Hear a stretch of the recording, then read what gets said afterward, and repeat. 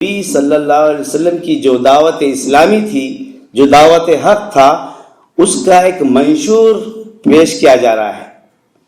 پورا فارمیٹ بتا رہا اللہ تعالیٰ کہ بھئی یہ دعوت کے نتیجے میں ہم یہ بنانا چاہ رہے ہیں، اور نبی صلی اللہ علیہ وسلم کے ذریعے سے مدینہ منورہ میں یہ بنا کر دکھا دیا گیا کہ اس کے ماننے والے ایسے ہوتے ہیں، ان کے اندر یہ کوالٹیز ہوتے ہیں.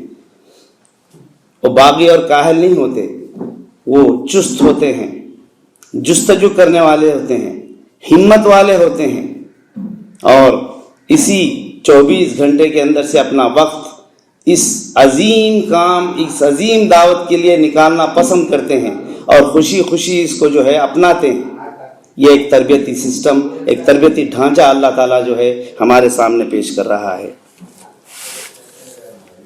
اسی جیسے اللہ تعالیٰ یہاں فرمایا ہے کہ اللہ تعبدوا الا ایاہ، سوائے جو ہے اس کی عبادت. ویسے ہی سورہ ذاریات میں بھی ہم کو ملتا ہے وما خلقت الجن والانس الا لیعبدون، ہم نے تمہاری تخلیق ہی اس لیے کی ہے کہ سوائے تم میری عبادت کریں، میری بات مانیں، مجھ پہ ایمان لائیں، میں جیسا بولوں ویسا اپنی زندگی میں عمل کریں.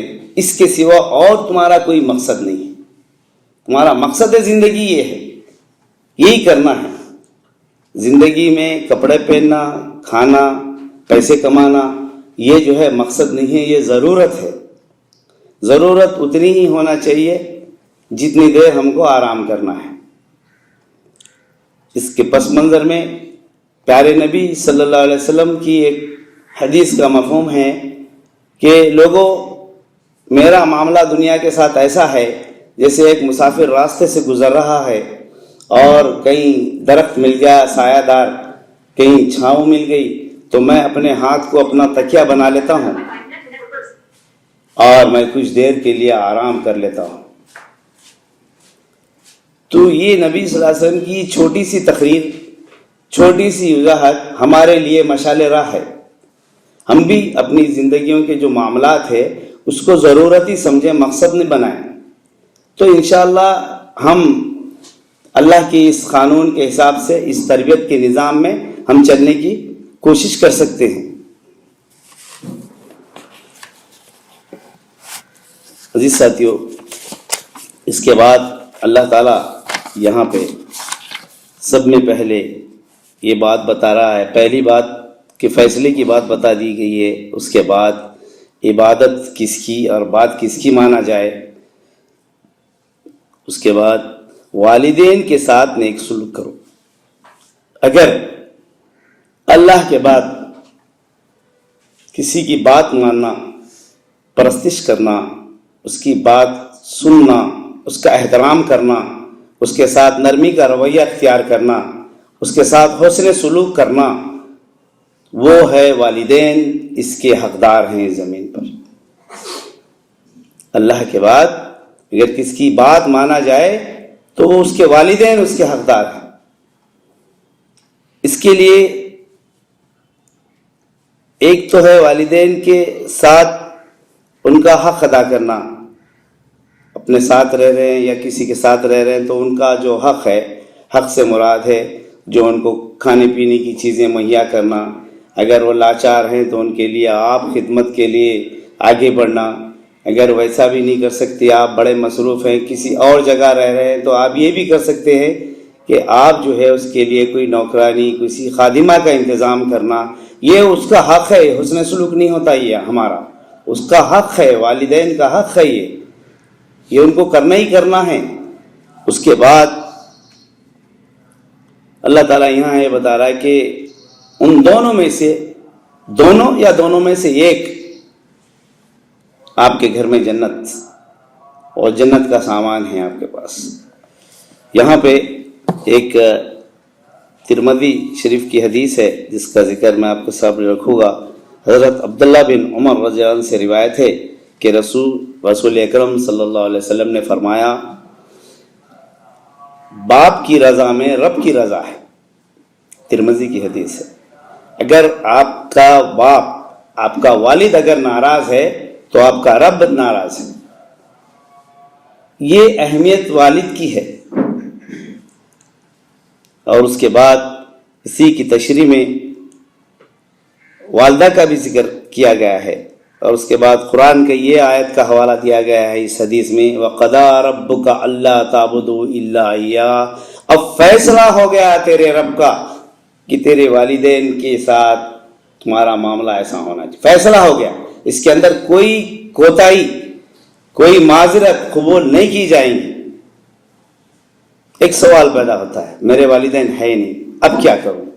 آپ کے والدین نہیں ہیں تو آپ خیر و بھلائی کے کام کریے، اور اس سے ہٹ کے پیارے نبی صلی اللہ علیہ وسلم کا ہمارے پاس اسوہ حسنہ ہے، لَقَدْ كَانَ لَكُمْ فِي رَسُولِ اللَّهِ أُسْوَةٌ حَسَنَةٌ، پڑھنے میں آیت چھوٹی ہے، معنی بڑے ہیں، لیکن ہمارے اندر تک اترنے والی نہیں ہے۔ یہ نبی صلی اللہ علیہ وسلم ایک مرتبہ تشریف فرما ہے، آپ فوراً اٹھتے ہیں، اپنے جسم اثر مبارک سے چادر اوپر کی نکالتے ہیں اور بچھا دیتے ہیں، صحابہ پریشان ہو جاتے ہیں، بعد میں پوچھتے ہیں کہ یا رسول اللہ صلی اللہ علیہ وسلم یہ کون تھے؟ تو بولے یہ میری ماں کی سہیلی تھی۔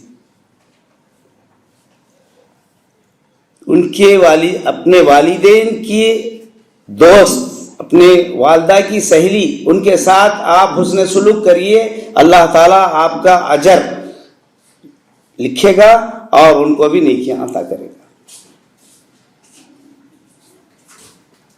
والد کے باپ، والد کے جو دوست ہیں ان کے ساتھ آپ ویسا ہی رہیے، احترام کے ساتھ حسن سلوک کریے، ان کے ساتھ نرمی کا رویہ اختیار کریے۔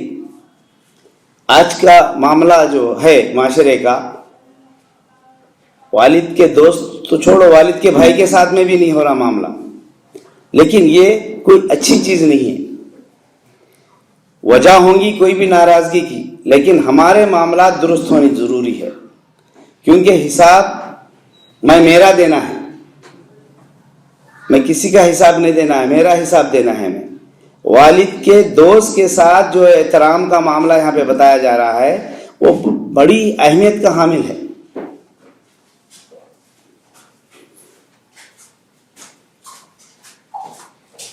اس کے بعد اللہ تعالیٰ، میں جیسا کہ بتایا، یہ آیتیں جو ہے ایک تربیتی نصاب ہے امت مسلمہ کے لیے، مدینے کے ابتدائی گروہ کے لیے جو اسلام کے اوپر اپنی جان نچھاور کر کے نبی صلی اللہ علیہ وسلم کے ساتھ ہجرت کر کے آپ جو ہے آپ کے ساتھ ہو لیے، ان کے لیے ایک تربیتی خاکہ ہے، ایک نصاب ہے۔ تو اس کے اندر اللہ تعالیٰ یہ بتا رہے ہیں کہ انہیں والدین کے ساتھ حسن سلوک کرنا، ان کی خدمت کرنا، ان کے حقوق ادا کرنا، اس کے اندر چند موٹی موٹی چیزیں جو انسانوں میں پائی جاتی ہے اس کی طرف اللہ تعالیٰ نشاندہی کر رہا ہے۔ انہیں اف تک نہ کہو، طریقہ بھی بتا رہا اللہ تعالیٰ، تربیتی نصاب میں طریقہ بھی بتا رہا کیسے کرنا حسن سلوک۔ پیار کی باتیں کرے، کسی دن 2000 روپے ہاتھ میں رکھ دے، کوئی مٹھائی اچھی بریانی کھلا دے اور لاپتہ ہو گئے، ایسا نہیں ہے معاملہ۔